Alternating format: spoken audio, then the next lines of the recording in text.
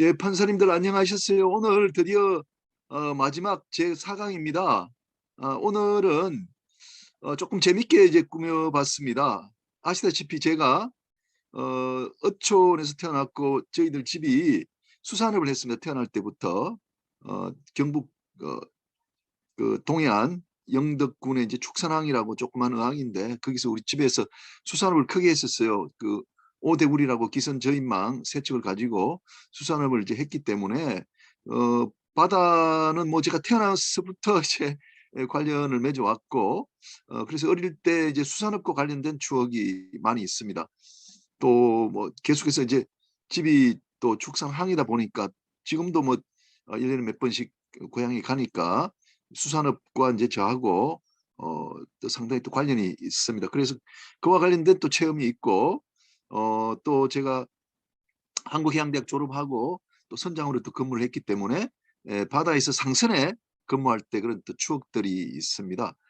그 후로 이제 33살 때부터는 이제 법학에 입문을 해서 법률사무소 또 회사 그 자문역 그리고 해상법 학자로서 길을 쭉 걷고 있는데 그런 이제 체험하고 그러니까 선박과 관련된 바다 체험하고 그것들을 약간 어떤 어, 법학의 관점에서 이제 마사지를 해갖고 좀 오늘 강의를 한번 해보도록 하겠습니다. 자, 화면 공유하도록 하겠습니다.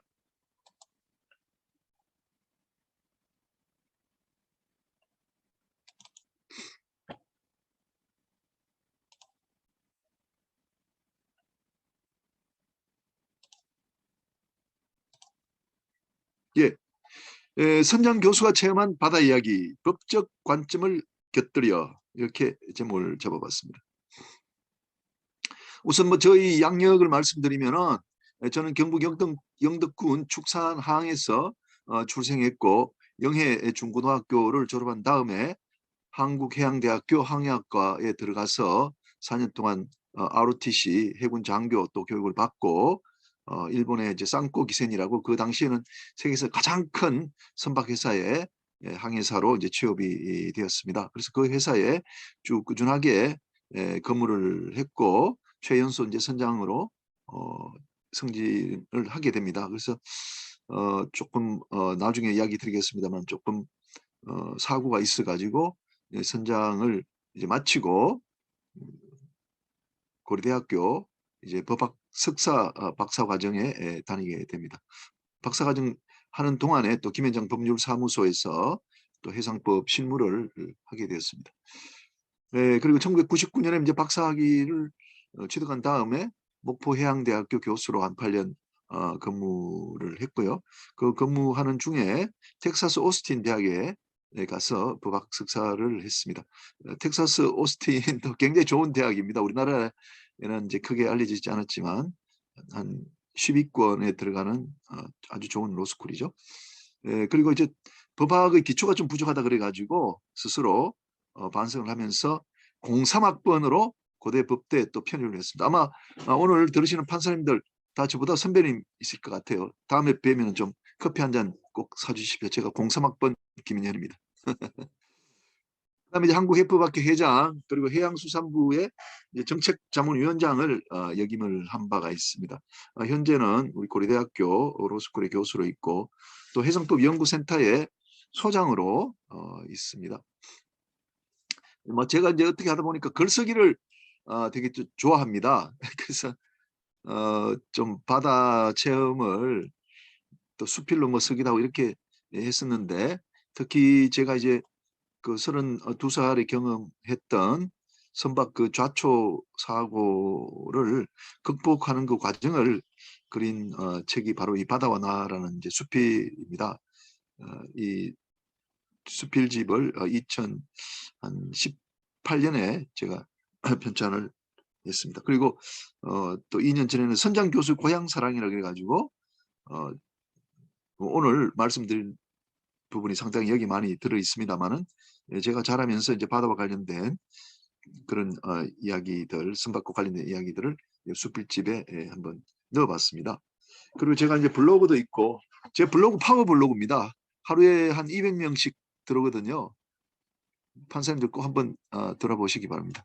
좋은 내용들이 많이 있습니다. 예, 해상법 이야기, 그리고 뭐 유학 때 그 오스틴 이야기 등등 재밌는 이야기 많습니다. 그리고 제가 페이스북도 이제 하고 있고요. 뭐 개인적인 이야기는 페이스북에 쓰지 않고 주로 이제 행사 이야기, 공부하는 이야기, 해상법 하는 이야기 이렇게 쓰고 있습니다. 제가 또 유튜브도 있습니다. 김인현 TV라고 해상법 이야기하고 있는데 제가 저기 그 좋아요 눌러주신 회원이 지금 한 1150명 정도 됩니다. 판사님들 다 눌러주시면 1200명 곧 될 것 같습니다. 꼭 부탁드리겠습니다.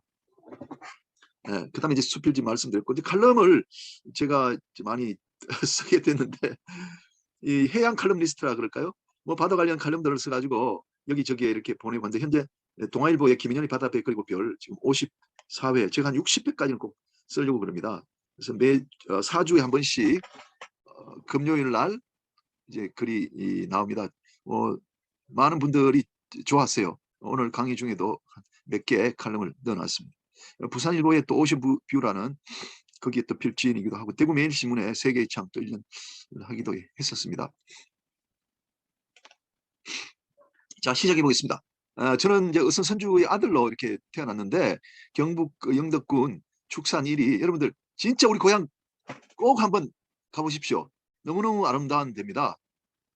저는 여기 축산 항 중에서도 축산 1위라고 염장이라고 불리는 곳에 태어났습니다. 이 바닷가가 있고 이 바닷가에서부터 한 오리 한 2km 정도 떨어진 곳인데 여기 이제 안동 김가들 여기 집성촌 형성이 되어 있고 우리 본가도 여기 염장이라는 곳입니다. 우리 조부님이 이제 일본을 건너가셨어요. 그 이제 한일합방되고 난 다음에 그래서 일본의 오사카 고베 유역에서 이제 운수업으로 크게 성공을 하셨어요. 운수업. 어떻게 보면 저도 이제 운수업에 종사하고 있는 격이지 않습니까? 운수와 관련된 법률을 공부하고 있는데 우리 조부님하고 이렇게 연결이 이렇게 되는 것 같습니다. 그런데 1945년에 이제 귀국을 하게 됐습니다. 이제 대동아 전쟁 끝나기 전에 봄에 3월 달에 이제 귀국을 하셨는데 그러니까 뭐 고베 오사카 유역에 가지고 있던 그런 사업을 이제 정리했으니까 현금이 얼마 있을 거 아닙니까? 그래서 현금을 가지고 이제 우리나라에 나오려고 했더니 시모노세키에서 안 된다. 현금은 못 갖고 간다. 이렇게 해서 이제 그 방법을 이제 고려하다가 그러면 어선을 사가자. 그래서 어선을 사가서 우리 고향 바로 밑에 있는 축산항에서 수산업을 하자 이렇게 우리 할아버지가 생각을 하시고 그 이제 어선을 한 주 구입해서 이제 식구들하고 또 동네 사람들 이렇게 태워가지고 귀국한 사람들 태워서 이제 축산항에 이제 정착을 하게 되었습니다. 그래서 제가 이제 1959년에 태어났습니다. 근데 이때 우리 배가 삼광호, 삼중호, 삼하호 대형 5대구리 세척을 우리 가지고 있었기 때문에 제가 태어날 때는 선생님 제가 이름에도 선조의 아들입니다. 그리고 선조의 손자고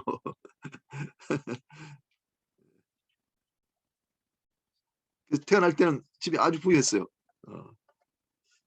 자, 그런데 이제 그 좀 한 10년 뒤쯤에 제가 한 10살 무렵에 우리 집이 수산이 아주 도산이 됐어요. 망했어요. 이 배라는 게 이게 또 그렇게 되더라고요.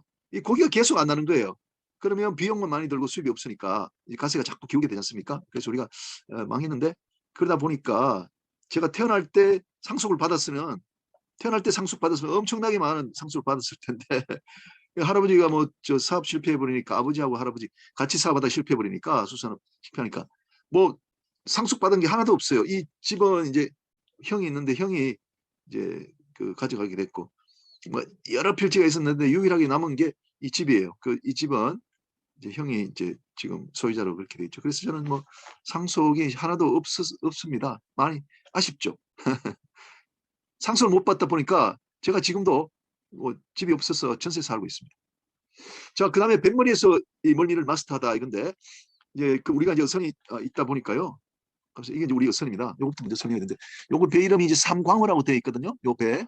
여기 이제 우리가 갖고 있던 배인데 여기 이제 그 사진에 보면은 단기 4287년입니다. 그러니까 이 1954년입니까? 1954년 그 우리 축산항에 배가 정박해 있는 모습입니다. 우리 어선이고요. 그래서 여기 우리 어선이 앞쪽에 나가라고 그러더라고요. 그 선장요. 그래서 형하고 나하고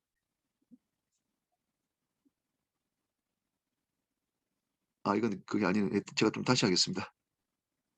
여기 있네. 예. 뱃머리에서 멀미를 마스터하던데. 어떤 선원들이 이제 시운전하는 선박에 놀러 가자고 했었어요. 그래서 선원들이 형하고 저를 선수에 나가 있으라고 했습니다. 근데 이제 선수는 알다시피 이게 선박의 요동이 제일 심한 곳이 아닙니까? 근데 아우 막 요동이 얼마나 치는지 거기서 제가 막 멀미가 나가지고 그랬었는데 지켜보고 있던 선장이 들어오라 그래서 선장 방에 들어갔는데 이게 멀미가 좀 나아지더라고요. 그래서 다시 우리 축산항에 이 배가 돌아왔습니다. 근데 한국해양대학교 제가 다닐 때 우리가 이제 실습선을 타고 실습을 하게 됩니다. 근데 배가 막 35도, 막 40도까지 막 넘어져요. 그러다 돌아오고 이렇게 하는데 다른 학생이 다 멀미를 했어요. 다른 학생들이 다 멀미해가지고 수업도 못 받고 누워 있고 이렇게 하는데 저는 절대로 그런 적이 없었거든요. 그래서 우리 동기생들이 저한테 야, 김인영 굉장히 강인한 친구다. 그런 이미지를 갖고 있어요. 저는 멀미를 안 했으니까요. 근데 제가 볼 때는 멀미 안 한 그 이유가 내가 어릴 때 그 우리 집 어선에 그 이제 선수에 나가가지고 멀미를 이미 경험했기 때문에 그래요. 여러분들 어, 급한 사람들 뭐 울릉도 가거나 이렇게 할 때 보면 뭐귀 밑에 이렇게 뭐 붙이고 하잖아요. 근데 제 경험으로는 또 체험으로 옆에 들어보면 멀미는 한 번만 하면 더 이상 안 해요. 멀미가 몸에 체득이 돼버리기 때문에. 자, 그 다음에 다양한 용도에 사용되는 어선인데 어선의 고유한 기능은 물론 고기잡이입니다. 예. 그런데 우리 집 어선은 이제 세 가지 다른 용도에 또 사용되었다는 것을 이제 설명드리고자 합니다. 첫 번째는 이제 피난에 어선이 이제 사용되었습니다. 6.25 이제 사변이 나니까 영덕에도 그 이민군이 들어왔었거든요. 그러니까 이제 전황이 나빠지니까 우리 조부님이 이제 그 이제 우리 가족들하고 어선들 또 가족들하고 전부 배에 태워갖고 배가 뭐 세 척이나 되니까 배에 태워가지고 1차적으로 이제 방어진에 갔답니다. 그래서 방어진에서 피난 생활을 하다가 또 방어진도 이제 위험하고 이렇게 하니까 이제 부산에 가서 부산 영도에 어선을 가지고 그 피난 생활을 했습니다. 그러니까 이제 우리 지방과 우리 배선원들은 피난 생활을 아주 가볍게 힘들지 않고 한 거죠. 왜냐하면은 이 어선이 있으니까 밖에 나가면 고기를 잡아올 거 아니에요. 그죠? 피난지에서도. 그리고 고기 잡아가지고 파니까 그게 또 수입이 되잖아요. 그래서 우리 집안은 피난 때 어려움 없이 어선 때문에 그잘 넘어갔다 이렇게 알고 있습니다. 그다음에 이제 선거에 동원된 어선이다. 1952년에 저희 조부님이 경상북도 이제 도의원 선거에 이제 출마를 했어요. 우리가 처음에는 뭐 1980년대 그때 우리가 처음으로 이제 지방자치를 도입한다고 뭐 이렇게 신문이 나오고 그랬지만 사실은 1952년에 그 수복된 곳은 지방자치가 먼저 실시됐더랬습니다. 1952년에서부터 62년까지 한 10년 동안. 그래서 우리 초대 경상북도 도의회가 이제 구성이 됐는데 저희 조부님이 이제 출마를 하셨어요. 그래서 선거운동을 하는데 뭐 그때는 지금하고 좀 달리 막걸리도 이제 사주고 뭔가 페이버를 줘야 이제 선거운동이 된다 그래가지고 막걸리 그 선거운동을 했는데 그때는 뭐 교통이 불편하니까 시골 꼴짝이에 막걸리를 들고 뭐 이동하기가 어려울 거 아니겠습니까? 그런데 우리는 이제 어선이 많으니까 우리 큰 집 어선 2대까지 해가지고 5대를 데리고 막 그 경상북도 동해안 그 이제 곳곳에 가면서 거기 가서 이제 막걸리 내려가지고 막걸리 파티하고 이런 식으로 선거운동을 했다는 거죠. 그래서 선거운동이 굉장히 성공적이었다. 거기에 우리 어선들이 동원이 됐다는 겁니다. 그 다음에 이제 손주의 길을 올려준 어선. 조금 전에 시작할 때도 제가 판사님들한테 그런 말씀 드렸습니다만 이게 사실이에요. 우리 조부님이 어선을 시모노세키에서 사왔다는 거. 그래서 사진도 있지 않습니까? 그래서 이제 저는 어릴 때부터 이걸 알고 있기 때문에 지금 이제 저는 해운 쪽에 있지 않습니까? 선주들 많이 알아요.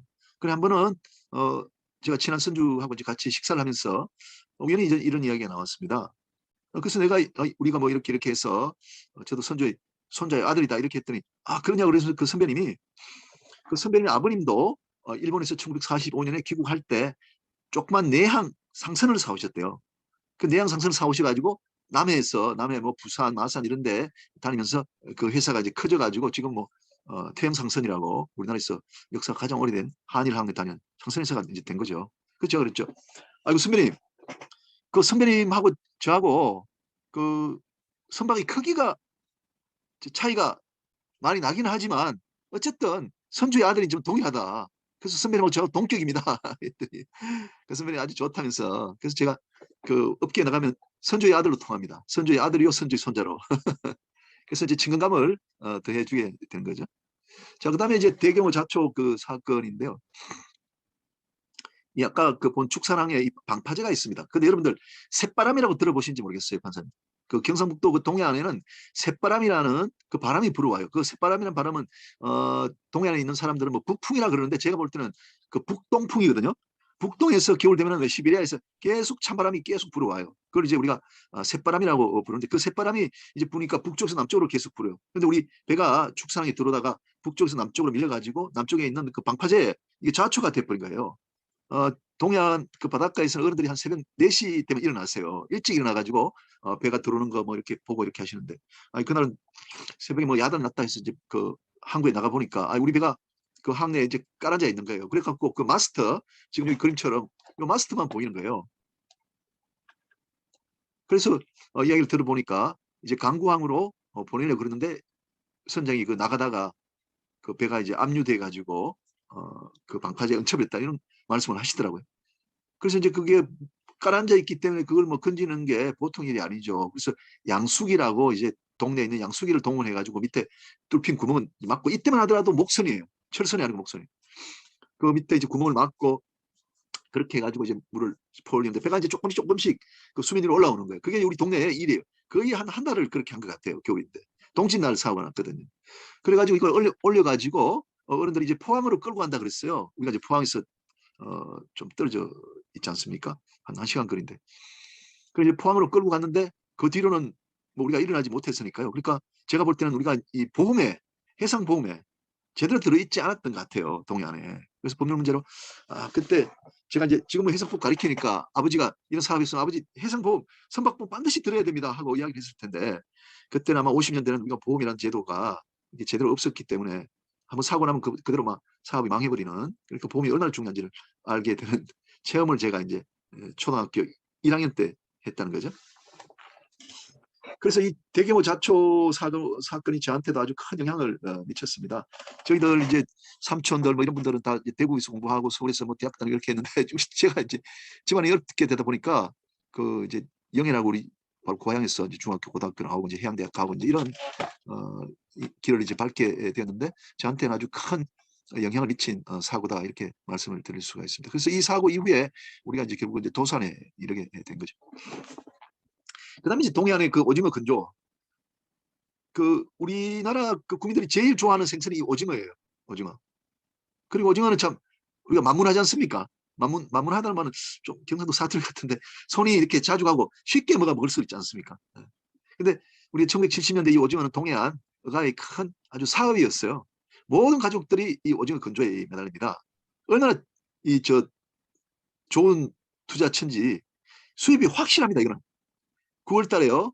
9월 달에 우리 100만 원을 투자하지 않습니까? 돈을 100만 원을 가지고 오징어를 사가지고 그 건조를 한다. 그럼 몇 달 지나고 3월 달 되면요. 100만 원이 300만 원, 400만 원이 돼요. 그러니까 오징어가 그렇게 마른 오징어가 그렇게 팔린다는 거죠. 그러니까 생물이 100원인데 팔 때는 400원에 팔린다는 거죠. 그러니까 4배가 남는 거예요. 그러니까 이건 돈 놓고 돈 먹기예요. 그러니까 동해안의 어가가 이걸 다 아는 거예요. 그런데 더 돈을 많이 못 번 이유는 뭐냐면은 돈이 없어가지고 지금 같으면 저도 막 아버지한테 한 1억 빌려 들여가지고 좀 몇 달 지나면 사업 돼버리니까 그렇게 하겠는데 그때는 돈을 빌려오기 어려웠어요. 돈이 뭐 없으니까. 그래서 이 오징어 건조는 이제 가족 간의 협업의 중요성을 이제 제가 배웠다 이렇게 표현했습니다만 이 아버지하고 어머니하고 할아버지하고 또 학동들이 하는 일이 다 달라요. 아버지가 그 하는 일 중에 가장 큰 일은 현금 확보예요. 이 아버지가 돈을 얼마나 많이 빌려올 수 있느냐 거기에 따라서 수입이 결정이 되는 거거든요. 그러면 아버지들이 여기저기 친척들 뭐 해가지고 그 100만 원, 200만 원 이렇게 빌려둬요. 그래서 이제 오징어를 사가지고 말리는 작업을 이제 하게 됩니다. 그 오징어를 이제 부르는 이름이 좀 다르고요. 축이란 거는 이제 20마리를 이야기하는 거예요. 그 오징어 사면 왜 이렇게 포장이 돼 있잖아요. 그게 20마리예요. 그걸 우리가 축이라고 그래요. 한 축. 그리고 이제 어, 한 발부터 부르는 그 용어도 있고 두름이라고 부르는 용어도 있고 그렇습니다. 에, 그리고 한 5일 정도 지나면은 그러니까 오징어 이제 배를 갈라가지고 이제 이걸 줄에다가 이제 너는 이제 건조하는 작업을 하게 되면 5일 정도 지나면 이게 이제 어느 정도 마르게 되거든요. 그러면 이제 축을 집어가지고 좀 그늘진 곳에다 둡니다. 그러면 이게 분이라고 표현하는데 우리가 왜 그 화장할 때 바르는 분 있잖아요. 이렇게 찍어 바르는 분처럼 하얗게 아주 작은 그런 알갱이 같은 게 이렇게 살살 이렇게 만들어져요. 그게 있어야 이제 1등품이 되는 겁니다. 근데 가끔씩 비가 와요. 비를 맞아 버리면은 그 분이 다 없어져 버려요. 생기지가 않습니다. 그러니까 바다에서 나는 오징어가 그러니까 바다 물에 뭐 그런 성분이 있는 것 같아요. 그 이렇게 씻어도 오징어에는 분을 피우는 뭔가가 남아 있는 것 같아요. 그래서 분이 제대로 피야 이제 1등급이 된다는 거고요. 근데 이제 저한테 이제 어떤 분들이 자꾸 물어봐요. 오징어 다리가 8개냐, 10개냐 이렇게 물어봐요. 오징어 다리 10개거든요. 큰 긴 다리가 2개 있고 작은 다리가 8개 있어요. 근데 어떤 거 보면 9개 있는 게 있어요. 근데 우리가 건조할 때 어떻게 하냐면 옛날에 뭐 도시락 반찬이 없거든요. 우리 지금 판사님들 잘 이해하실지 모르겠는데 60대 뭐 초중반 또 50대 후반은 이때는 막 도시락 반찬이 없어갖고 힘들었어요. 근데 동해안에 이게 오징어 있으니까 오징어를 이제 애들 반찬하려고 엄마들이 이제 건조할 때 다리를 하나씩 떼는 거예요. 떼가지고 애들 도시락에 이제 집어 넣어주는 거거든요. 그래서 죽을 지울 때 이렇게 제일 위에 하고 제일 아래는 다리가 10개가 제대로 있어요. 그리고 실한 걸 하고 그 안에는 다리가 9개짜리가 이제 몇 마리 들어가요. 근데 사가는 사람이 그걸 다 안 보니까 그래도 온값을 쳐주는 거예요. 그래서 사가는 사람은 뭐 그래 그 다리 하나씩 떼져 있다는 것을 알고 있을지도 모르겠어요. 근데 오징어 다리 한 마리 없는데도 다리 한 마리 있는 것으로 해가지고 이거 판매하면 어떻게 됩니까? 형사처벌 대상 아닌가요? 워낙 조그만해 가지고 괜찮은가요?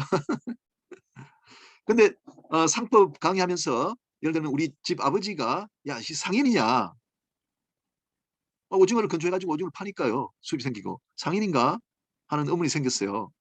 어, 그 당연 상인인가 우리 보면은 계속해서 영속적으로 영리를 목적으로 해야 되는데 글쎄 또 뭐 점포가 있다든지 그렇지는 않기 때문에 상인으로는 보지 않을 거다 이렇게 생각이 듭니다. 그다음에 아버지 직업으로서 이거 페인터 칠인데요. 우리가 그래 수산업에 실패를 하고 난 다음에 우리 집이 막 대식구였기 때문에 이 가족들을 데리고 이제 생활을 해나가야 되잖아요, 아버지가. 근데 그걸 어떻게 해서 돈을 벌 거냐, 이게 이제 참 어려운 숙제였죠. 어, 옛날에 70년대 이럴 때는 뭐 야반 도주하는 사람 되게 많았어요, 시골에. 뭐 하다가 안 되면 도망가서 도시에 이제 사는 거죠. 그러니까 빚을 다 갚지 않고. 근데 우리 아버지는 그렇게 하지 않고 직업을 택했는데 이게 페인트칠을 택했어요. 우리 어선들은 지금 상선도 그렇지만은 그 배에다가 이제 페인트 칠을 해 두게 되면 그게 이제 선체가 또 오래 가는 것이거든요. 그래서 배는 항상 1년에 한 번씩 그 페인트를 하는데 그 이제 페인트 칠을 이제 직업으로 택해 가지고 제가 이제 초등학교 4학년 때부터 제가 해양대학 졸업할 때까지 한 15년 동안 그 아버지가 페인터 일을 했고 저도 뭐 학교 다닐 때 우리 그 조선소에 가서 페인터 일을 뭐 많이 거들어 들었죠. 그다음에 이제 장인 정신인데 아버지한테 물어봤어요. 야 아버지 어떤 페인터 공이 가장 훌륭한 페인터 공이냐 그랬더니 아버지가 목수는 쪼가리를 가장 적게 내는 사람이 어, 우수한 목수다. 왜 목공이를 할 때 이 나무 조각이 날 거 아닙니까? 나무 조각을 가장 적게 내야 되지. 잘못 잘라갖고 조각이 많아져 버리면은 그게 낭비가 심하잖아요. 그 아버지 이야기도 이 페인트 칠하다 보면 바닥에 많이 페인트 떨어져요. 그래서 페인트를 바닥에 가장 적게 흘리는 사람이 훌륭한 페인트공이다 이렇게 말씀하셨어요. 일리가 있는 말씀이 있고. 근데 이거 사고에 전환하려고 돼 있는데 우리 아버님도 사실 이제 서울에 그 단국대학 다니시고 이렇게 하시다가 이제 그 6.25가 나는 바람에 우리 그 큰아버지 대신으로 큰아버지가 또 행방불명이 돼가지고 이제 둘째인데 우리 고향에서 이제 아버지하고 같이 할아버지하고 같이 수산업을 하게 된 거죠. 수산업 하는 그러니까 이제 사무장 일을 이제 하셨단 말이죠. 그러다가 이제 그 사업이 실패하니까 이게 서울로 가시지 않고 우리 고향에 부모 모시고 이렇게 남아 계셨는데 사실 이제 선주가 하다가 선주가 페인터를 일하는 거는 굉장히 큰 신분의 뭐랄까 뒤바뀜이 있는 거죠. 페인터 일은 이제 대단히 천한 일이거든요. 근데 이제 아버지는 뭐 그런 직업의 뭐 귀천 뭐 이런 거 따지지 않고 밑바닥에서부터 이제 다시 시작하셨는데 저한테도 굉장히 큰 교훈이 됐고 내가 선장하다가 사고가 났을 때 어떻게 할까 할 때 그 아버지를 생각하면서 이게 직업 전환이 됐는데 대단히 도움이 많이 됐다 이렇게 생각이 들고요. 아버지는 상인했는가 페인트를 했는데 생각 한번 해봐야 될 것 같아요. 자 그다음에 미역이 있습니다. 이 미역 그 판사님들 또 미역 참 좋아하시잖아요. 저도 미역 너무너무 좋아요. 미역국 너무 맛있잖아요. 근데 우리 동해안에 나는 미역은 이제 돌미역하고 양식미역 두 가지가 있습니다. 돌미역 자연산이 있고 이제 양식미역이 있는데 미역은 또 부르는 단위가 또 달라요. 오리라 불러요. 한 오리, 두 오리 또는 뭐곽또 부르기도 하고 사무조리에 그렇게 좋은 음식이죠. 돌미역은 이제 동네의 바위 물 밑에서 자라거든요. 사람들이 이제 겨울철 이럴 때 바위 아래를 철물로 끌어주면은 미역 포자가 거기 바위에 그러니까 물 밑에 있는 바위에 부착이 되게 됩니다. 그게 이제 4월, 5월 되면은 이제 자라가지고 해녀들이 이걸 채취해가지고 이제 발에 넣게 되는데 그걸 짬이라 그래요. 아까 제가 말씀드린 연안에 있는 그 바위들을 미역이 자라는 바위도 우리가 짬이라 그러고 이제 어촌계의 공동 소유입니다. 그래서 그 짬에서 나는 미역들은 누가 개인의 것이 아니고 어촌계가 공동 소유하기 때문에 채취해가지고 팔아서 공동으로 분배하는 그런 형태가 되는 거죠. 양식 미역은 이제 양식업자들이 바다에 설치한 줄에다가 이제 포자를 이제 붙여가지고 미역을 양식을 하게 되는 거죠. 그리고 마찬가지로 4월 달에 배를 타고 나와서 이제 채취하게 되는데 나무로 짠 발 위에 이걸 말리게 되죠. 그래서 그 폭이 한 40cm, 50cm 그리고 길이가 한 1m 정도 되는데 이게 이제 말린 상태로 보관이 되기 때문에 이제 내구성도 아주 있다고 이제 생각이 듭니다. 근데 식성에 따라서 다른데 저는 이게 돌미역이 좋더라고요. 돌미역이 좀 더 딱딱해요. 근데 구수한 맛이 더 납니다. 양식 미역은 굉장히 먹기가 좋죠. 우리 여기 한우리가 우리 동네 한 10,000원 주면 살 수 있거든요. 혹시 나중에 우리 판사님들 필요하면 저한테 연락 주시면 내가 4월 달에 좀 이렇게 소개해 드리겠습니다. 자, 그다음에 동해안에 나는 그 생선에 대한 품평을 한번 해보겠습니다. 꽁치, 오징어, 도루묵, 물곰. 동해안의 가장 흔한 생선은 이제 오징어이죠. 횟감으로 그러므로 인기가 있어요. 우리 집사람은 이 오징어 회 맛있게 먹는데 저는 오징어 회 별로 안 좋아해요. 왜? 오징어 회가 좀 질기거든요. 한치에는 굉장히 부드러워요. 그런데도 오징어 회 좋아하는 사람 많더라고요. 최근에는 피대기가 있는데 저는 사실 피대기 싫어요. 두 가지 때문인데 피대기는 구수한 맛이 없어요. 이게 오징어가 5일 동안 말리고 그게 건조되고 축으로 해서 이제 그늘에 말려져야 제대로 그 맛이 나는데 피대기는 반밖에 건조를 안 했거든요. 그러다 보니까 구수한 맛이 떨어지게 됩니다.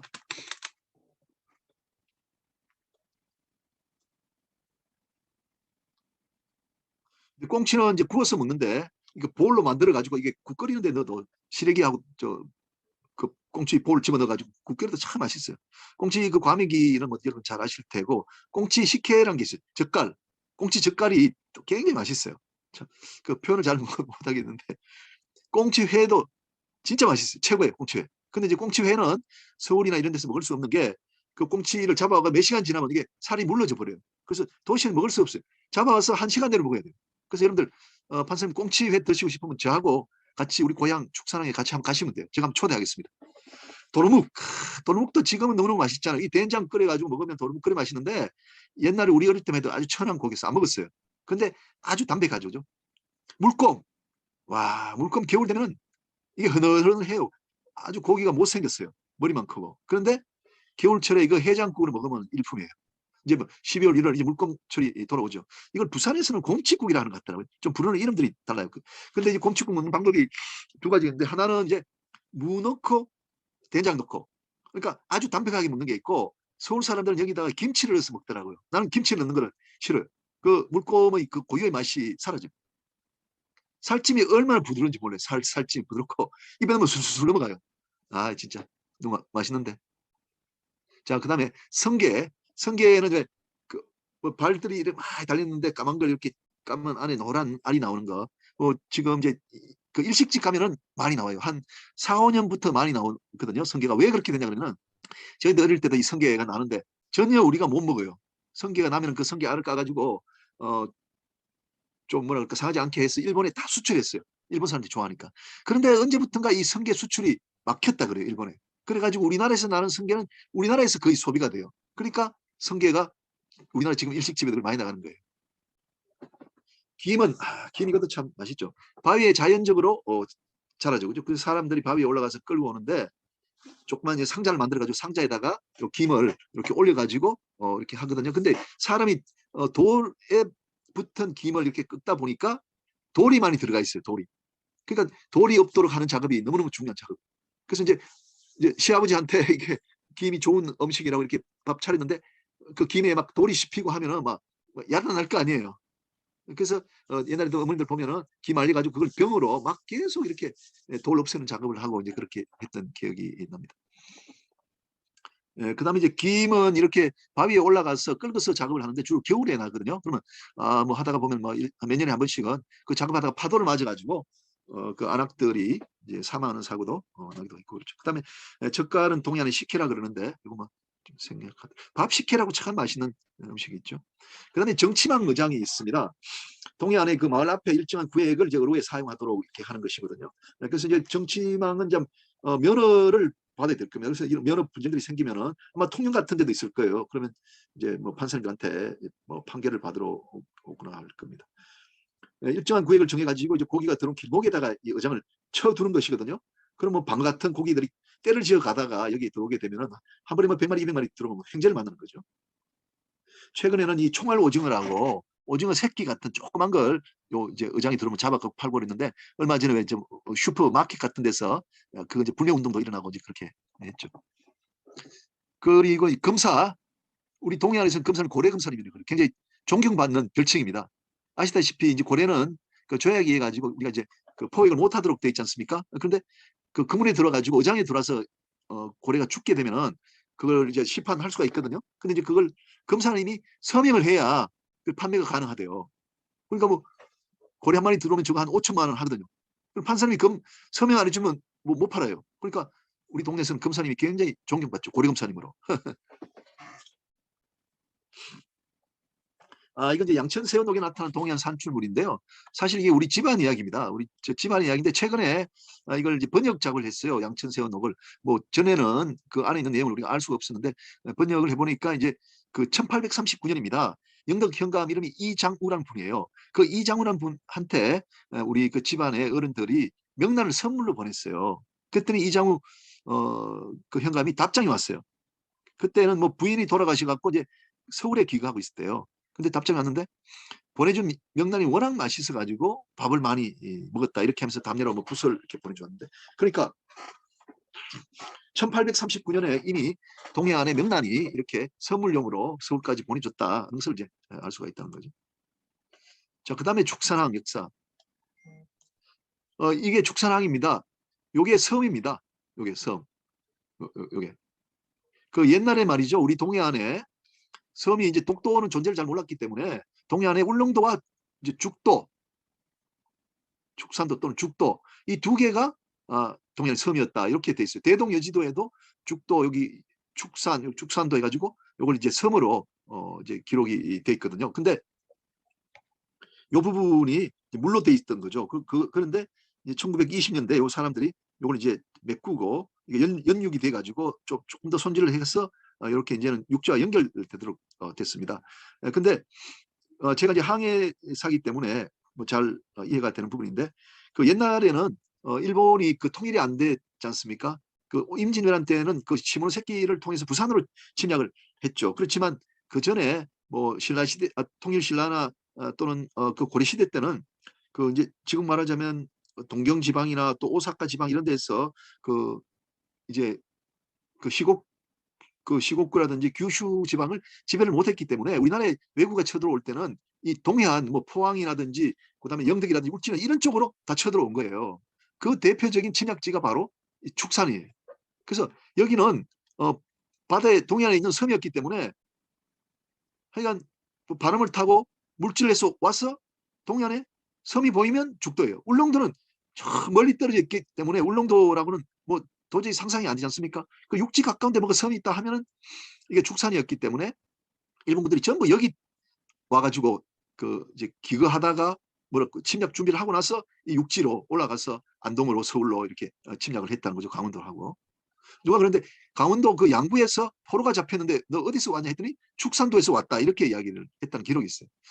그래서 이제 그 1382년에 엄청나게 큰 그 외국의 침략이 이 동해안에 있었고 축산도를 통해서 일어났거든요. 그랬더니 이제 그 우왕 때인데 그 경주하고 그다음에 안동에서 부사들이 와가지고 이 축산항에다가 성을 쌓았어요. 그 축산성이란 평지성을 쌓아가지고 여기서 쌓아서 저기 축산도에 있는 외구와 싸울 수 있도록 그렇게 했고 그때부터 이제 수군 만호가 있었어요. 1382년부터 수군 만호가 이 축산에는 있었던 거예요. 그러니까 뭐 수군 만호는 종사품 아닙니까? 영해에는 종사품이 있고 그래서 이제 봉화를 올리는 봉화산도 여기 있고, 그리고 통일신라 시대 때는 뭐 김민인가 하시는 분이 당나라 사신인데 일본 가다가 이제 좌초해가지고 여기에 도달했고, 영양남시의 이제 발상지가 여기다, 축산항이다, 이렇게 이제 알려져 있습니다. 그다음에 1813년에 쌀 1만 3천 석이 이제 축산포에 이제 가라앉았다는 이제 기록이 조선실록에 있습니다. 그러니까 여기가 어떤 그런 이제 좋은 창으로서의 기능도 했던 것 같아요. 그다음에 중종 때는 흥해하고 영해 사이에 존을 시험한 이제 기록이 또 있고요. 자, 그다음에 등대의 기능인데요. 이게 등대입니다. 여기 이제 봉화산에서 내려다본 이 축산항입니다. 아름답죠. 여기 조그만 하얗게 보이는 게 여기 등대입니다. 근데 등대란 것은 보기 좋아라고 있는 게 아니죠, 그죠? 이게 반짝반짝하면은 저게 우리가 그때 물표가 되는 거죠. 근데 등대마다 등질이 다 다릅니다. 여기 축산항 등대가 있고 요 위에 가면 또 후포가 있거든요. 후포 등대가 있어요. 그러면 이게 바다에서 볼 때 이게 후포인지 축산인지 알아야 들을 거 아닙니까? 그럼 축산항을 들으려면 축산항 등대임을 내가 식별해야 되는데 어떻게 식별하느냐? 그건 이제 등질이 다 달라요. 예를 들어 5초에 한 번씩 깜빡거려요. 하나, 둘, 셋, 넷, 다섯 하면 반짝해요. 그럼 후보 등대는 10번 만에 반짝해요. 하나, 둘, 셋, 넷, 다섯, 여섯, 일곱, 여덟, 아홉, 열 반짝해요. 그러면 어민들이 그걸 알면 요거는 축산항이구나, 이렇게 알고 들을 수 있다는 거죠. 그런데 우리가 어릴 때 보면 막 북한으로 가버리는 어선들이 많이 있어요. 그게 이 등지를 잘 몰라서 그랬던 것 같아요. 그다음에 이건 뭐 워낙 많이 알려져 있어가지고 스타벅스 참 좋아하잖아요, 우리 저 선생님들도. 근데 스타벅스 이 이름 자체가 어디서 나왔냐면 모비딕에서 나왔다는 거죠. 더 회일 포경선의 유일한 생존자인 이슈밀이 이제 고래와 그 싸움을 이제 그 회상하는 그 글이 그 모비딕이지 않습니까? 그런데 그 이제 A협이라는 사람이 선장이고 1등 항해사 이름이 스타벅이에요. 이상적이고 아주 차분한 사람들입니다. 그래서 창업자들이 커피를 마시면서 차분하게 되라는 취지에서 그 1등 항해사 스타벅의 이름을 가져왔다, 이렇게 보고요. 그다음에 스타벅스 그 로고는 세이렌이라는 여신인데, 이 여신이 이제 매혹적인 노래로 선원들을 이제 유혹했다고 그럽니다. 그래서 커피 향기로 사람을 유혹하겠다는 취지가 아닌가, 이렇게 생각이 듭니다. 자, 그다음에 이제 그 해운으로 넘어가겠습니다. 해운은 뭐 그 운송과 용선이 있고, 그건 이제 제가 설명을 생략하고, 이건 이제 제가 2등 항했을 때 모습입니다. 그다음에 적도제가 있다. 그 이퀘이터 적도 있지 않습니까? 그리고 우리가 뭐 해적 영화 같은 데 보면 이제 적도에 배가 있는 모습들이 그려지고 하는데, 적도는 바람이 없어요. 무풍지대지 않습니까? 그럼 지금은 이제 추진이 기관으로 되기 때문에 그 연료를 연소해서 이제 배가 추진이 그렇기 때문에 문제가 없는데, 옛날에는 범선 바람을 이용해서 배가 움직였잖아요. 그러면 적도에 들어가면 어떻게 되겠습니까? 배가 못 움직이죠, 그죠? 근데 적도는 또 굉장히 무더워요. 그러면 적도를 한시바삐 떠나고 싶다는 거죠. 그래서 용왕님께 제사를 지냈답니다. 빨리 벗어나게 해달라고. 그 유래 때문에 우리가 적도를 지날 때는 적도제라는 제사를 지납니다. 저도 이제 경험을 했는데, 적도를 지날 때 배를 처음 타고 그 선장이 저한테 붉은 선을 찾으라, 이 지시가 내려졌어요. 그래서 정말 바다에 붉은 선이 있을까? 정말 제가 순진하게 붉은 선 찾으려고 아까 본 쌍안경으로 막 이렇게 찾아봤어요. 근데 적도 지났는데 적도 없어요. 붉은 선이 없어요. 그래서 선생님, 그 적도가 안 보입니다. 붉은 선이 안 보입니다 했더니, 선생님, 이 친구 순진하긴 그 넓은 바다에 어떻게 붉은 줄을 치느냐고, 해도를 보라고. 해도에 보니까 이제 적도에 빨간 선이 이렇게 꺼져 있었어요. 이 적도에서 이 적자가 이제 붉은 붉다는 그 의미이기 때문에 이런 이제 농담이 나오는 거죠.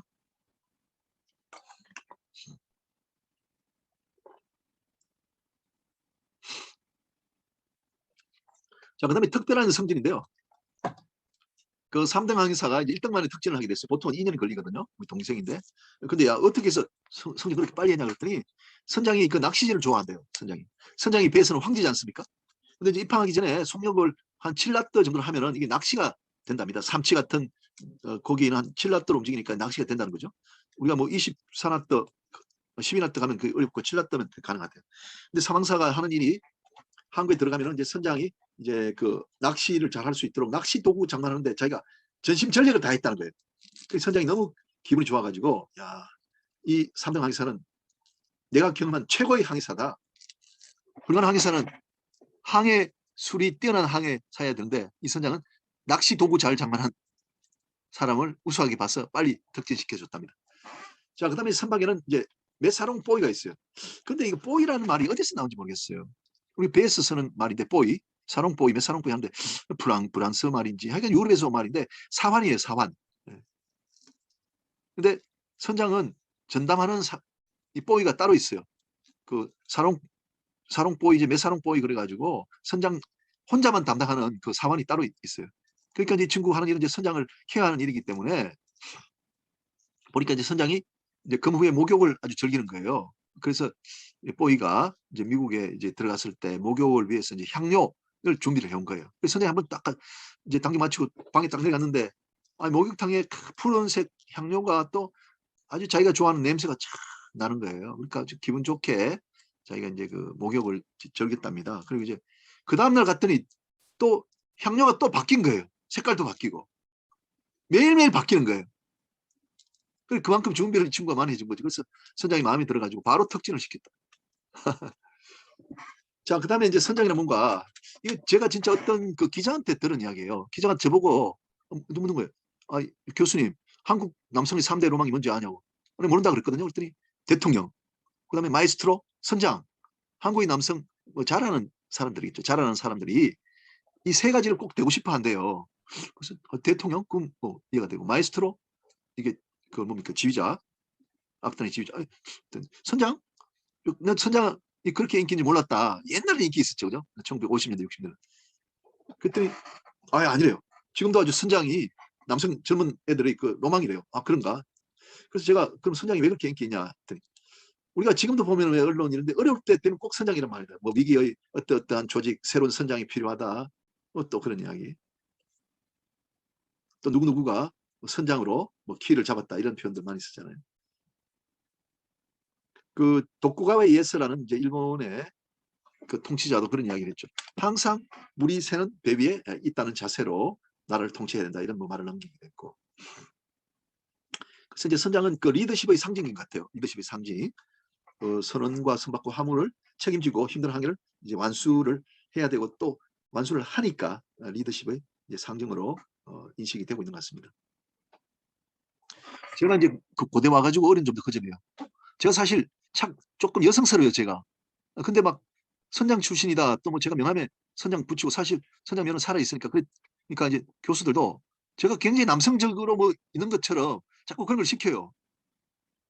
그 제가 전에 하지 안 하던 그런 뭐 굉장히 쇼잉 같은 걸 많이 해요. 굉장히 남성적인 모습을 보려고. 자, 그다음에 통신 수단이 발달되기 전에 이제 국왕의 대리인 선장이 현장에서 이제 결단을 내린 거죠. 그래서 칼을 들고 가서 이제 저 신천지를 발견하면 그 선장이 거기서 총독이 되지 않습니까? 그러면서 이런 이제 권위들이 생기지 않나 이렇게 생각이 들고요. 선장은 이제 투철한 국가관, 그다음에 희생정신, 고도한 항해를 성공하는 그렇게 해서 리더십의 그 상징이 되는데 1950년대는 박노식 영화 배우가 마드로스 뭐 이렇게 모자 쓰고 그런 영화를 많이 만들었고요. 그 영화는 저희들 이제 해양대학 선배 중에 김효천 감독으로 있었어요. 그분이 이제 그런 마드로스 영화를 많이 만들었습니다.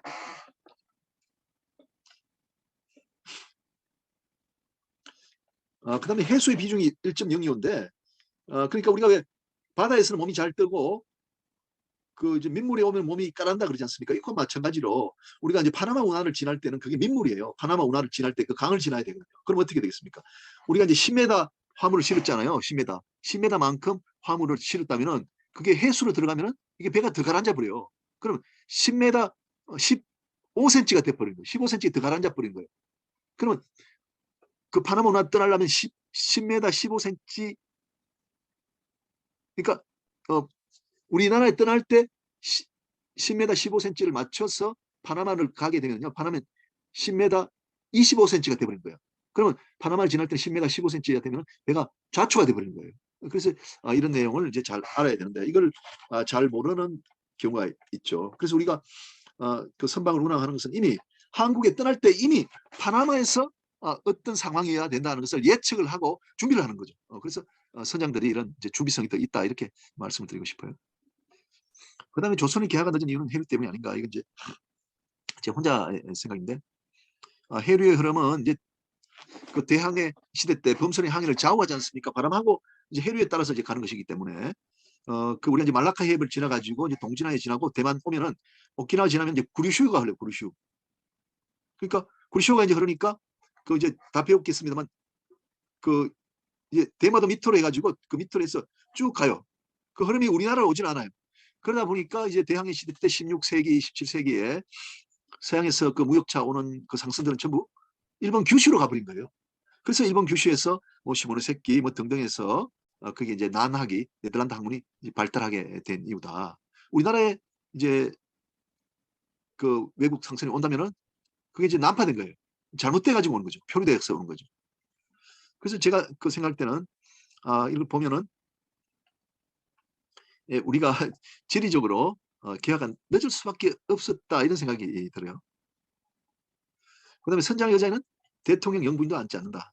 이제 그 이승만 대통령 시절에 1947, 8년경에 어떤 상선을 하나 도입을 했어요. 근데 그게 이제 그 프란체스카 여사하고 이제 연결돼 가지고 프란체스카 여사가 이제 그 상선에 이제 방선을 했어요. 그랬더니 해군 참모총장이 따라갔대요. 그걸 배석을 했답니다. 그래서 선장 자리에 이제 영부인에게 앉으라고 이제 구했답니다. 그랬더니 영부인이 그 이제 해군 참모총장한테 뭐 누구는 제 해군 참모총장은 그 예의 범절도 모르느냐. 서양에서는 이 선장 자리는 아무도 앉지 않는다. 그 내가 앉을 수가 없다. 그렇게 이야기를 했대요. 그래서 선장 자리에 비워두고 그 다음 자리에 앉았답니다. 그래서 우리나라도 선장 자리는 아무도 앉지 않는다는 전통이 이제 된 거죠. 그만큼 이제 배선의 선장의 권위가 이제 인정받고 지켜진다 그런 취지. 그리고 이건 이제 우리 자체의 그 이야기를 하나 드리면요. 그 선장은 배에 내려올 때는요 마지막에 내려와야 돼요. 그 세월호 때 그 선장이 먼저 내려가지고 엄청 비난을 받았잖아요. 그거 맞는 이야기예요. 선언법에 제선 의무가 있어요. 그럼 탈 때는 어떻게 해야 되겠습니까? 탈 때도 마지막에 타야 되겠네요. 그게 아니고 탈 때 제일 먼저 타야 돼요. 왜? 탈 때 제일 먼저 타고 내릴 때 제일 마지막 내려야 가장 오래 있잖아요. 그 배에. 네. 그게 선박의 관행이고요. 자, 그 다음에 이제 도순사는 절 이름이 아닙니다. 이제 제가 지난 시간에 이제 수업 때 해서 다 아시겠습니다만 도순사 서울에 있는 사람들은 도순사면 어떤 절에서 오시냐 그래요. 저기 우이동 쪽에 가면 도순사는 절이 있거든요. 그런데 최근에 제가 이제 역사 공부하면서 그 남송에서 이제 고려로 올 때 우리가 고려 시대 때는 그 이제 상해 그 밑쪽에 남송이 있었지 않습니까? 송나라. 송나라 지금으로 말하면 닝고 영파. 거기가 이제 제일 큰 항구인데 거기서 이제 우리나라 개경으로 배를 보낼 때 항해가 어떻게 됐느냐. 그 닝보에서 흑산도까지는 아무도 없어요. 물표가. 그래서 그걸 우리가 4단 45도로 비스듬히 올라간다 그래서 4단 항로라고 그래요. 흑산도에 도착하면 거기서 이제 그 지역을 잘 아는 어떤 사람이 올라온대요. 와서 섬으로 이렇게 올라가는 거예요. 그 이제 서경의 고려 도경에도 항해하는 방법이 다 나와 있어요. 그 닝보에서 며칠 날 출발했는데 며칠 날 흑산도에 도착했다 이런 일지가 다 있는 거예요. 그래서 제가 생각할 때는 그때 이제 흑산도에서 탄 사람이 도순사가 아닌가 생각이 들거든요. 도순사는 월 수입이 4천만 원이에요. 그리고 열흘 동안 검하고 열흘 쉬고 열흘 대기하고.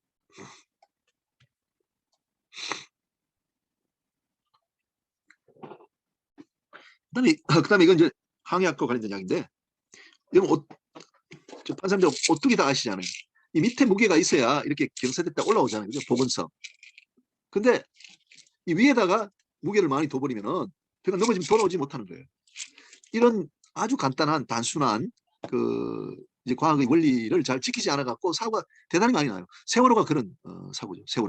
세월호가 이 배를 사와 가지고 위에다가 정축을 했어요. 위에다 정축하니까 배 무게가 위에 가 있잖아요. 그럼 이걸 상쇄하는 만큼 밑에다 물을 실어야 되는데 물을 빼버린 거예요. 물을 빼버린 거예요. 그러니까 무게가 위에 가 있으니까 배가 중심이 안 잡히고 가다가 넘어져 버린 거예요. 그리고 이제 뭐 원목선, 자동차 운반선, 컨테이너 선박 이런 선박들이 대표적으로 보건성이 나쁜 게죠. 자, 그다음에 이제 중력과 부력이라는 게 있어요. 그 중력과 부력이 이제 일치할 때 배가 이제 서 있는 것이거든요. 근데 이제 항해를 하면서 위험하지 않는 만큼 이제 짐을 실어야 되는데 그게 결국은 우리가 드라프트라고 허용된 헐수가 있어요. 그 헐수보다도 더 깊게 들어가면 배가 침몰해 버려요. 내려누르는 중력하고 위로 향하도록 하는 부력이 균형이 깨지기 때문에 배가 중력이 더 커져서 배가 침몰해 버리거든요. 서해 페리오 사고가 있었어요. 서해 페리오 사고. 2001년인가요? 그때 정원이 200명인데 300명이 승선하니까 어떻게 되겠습니까? 중력이 더 많아져 버렸죠. 무게가. 중력이란 결국 무게 아닙니까? 무게가 내려누르는 힘이거든요. 그래서 중력이 부력보다 커가지고 배가 이제 침몰하게 돼버린 거예요. 근데 세월호를 두고 이제 과적했다는 이야기들이 많이 있었어요. 제가 그랬어요. 그때 이제 매일경제 그 칼럼 쓰면서 이거는 이제 과적은 아니다. 물론 이제 세월호 그 운영자들이 잘못한 건 틀림없다. 그렇지만 과적한 건 아니다. 보건성이 나쁜 거다. 말하자면 이제 헐수가 실릴 만큼 실렸다는 거죠. 그러니까 세월호는 보건성이 나빠가지고 넘어졌고 사고가 났고, 세월호는 너무 많이 실어서 이제 말하자면 헐수를 드라프트를 초과해서 너무 많이 실어서 사고가 난 거죠. 그래서 뭐 법률 문제로서 세월호 같은 경우에는 이제 보건성이 이렇게 나쁜 서막은 가망성 결핵이기 때문에 그 선체보험금 지급이 이제 거부가 되게 되죠.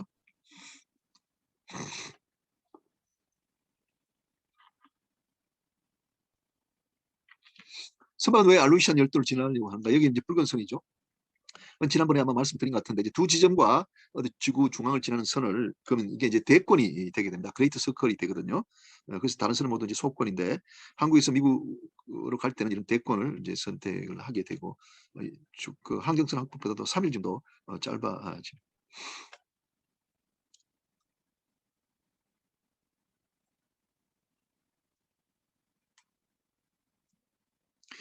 그다음에 이제 내비가 그 선박에서 위치 구하는 방법으로 개발됐다 이건데요.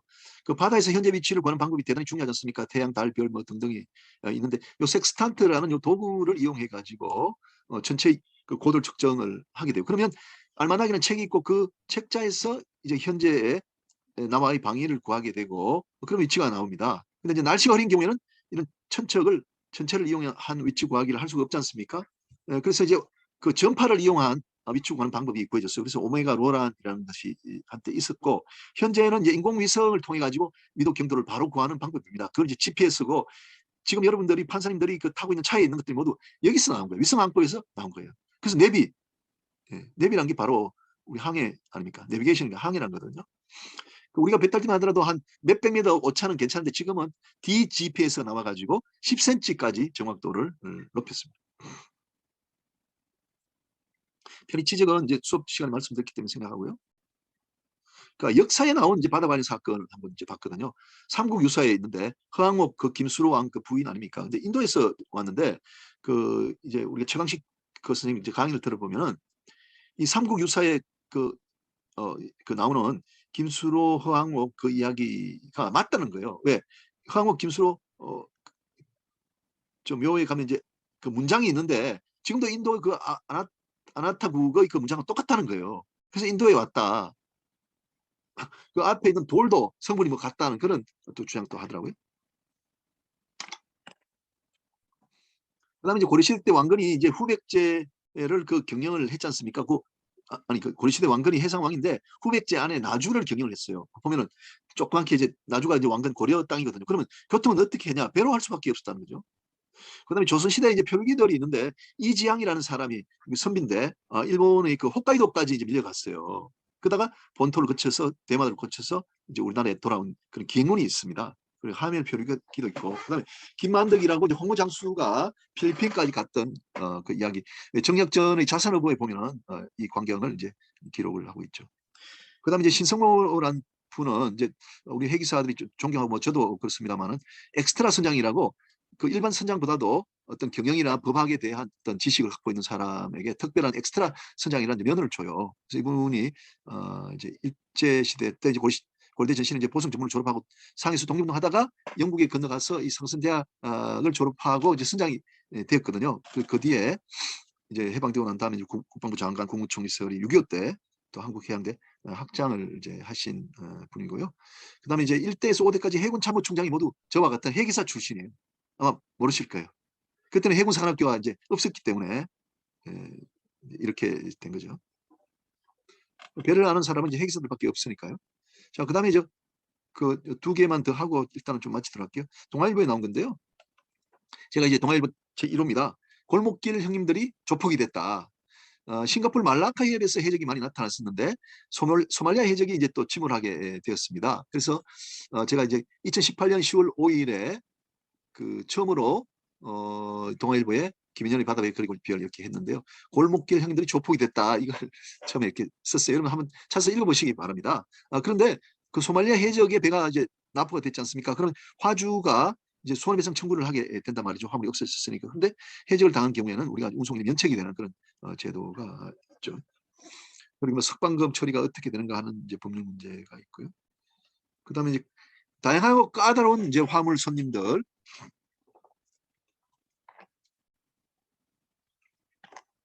이제 원목선은 무게 중심이 이제 위로 올라가 있기 때문에 위험하고요.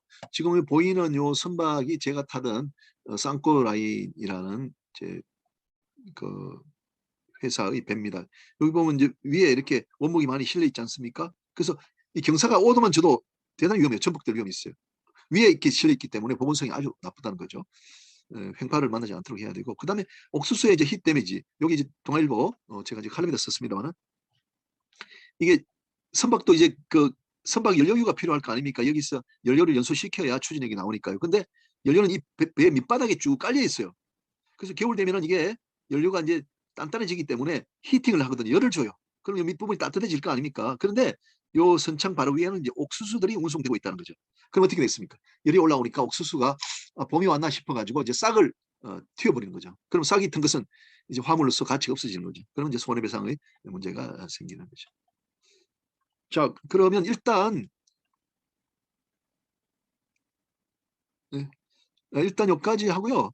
제가 조금 있다가 한 10분 정도 더 하도록 그렇게 하겠습니다. 예, 감사합니다. 예, 일단 이걸로 하고 제가 또 한 10분 정도 더 하도록 하겠습니다.